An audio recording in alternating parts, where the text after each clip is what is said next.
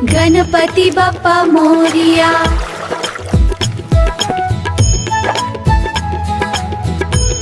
नाम कटोय। చింటూ, గణేష్ పండుగకి ఎందుకింతగా ఖర్చు పెడతారు? ఇలా తిరుగుతూ ఉంటే మీ చదువేమైపోవాలి?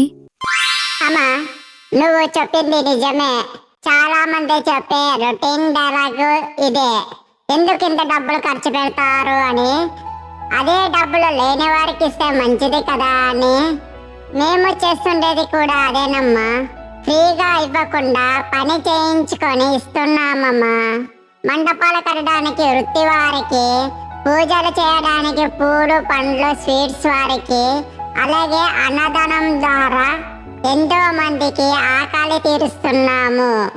ఇది నిజమైన మానవత్వం కాదా? మరియు చదువు గురించి వస్తే ఈ 5 రోజుల్లో చదువుకు మించిన అనుభవం ఆధ్యాత్మికత, దానం చేయడం, మనుషులతో కలిసిమెలిసి ఉండడం మరియు అనేక జ్ఞానము పొందాము. ఇది కూడా చదువులో భాగమే కదమ్మా. నువ్వు చెప్పింది నిజమే చింటూ. నేను అంతగా ఆలోచించలేదు. जय बोलो गणेश महाराज के जय।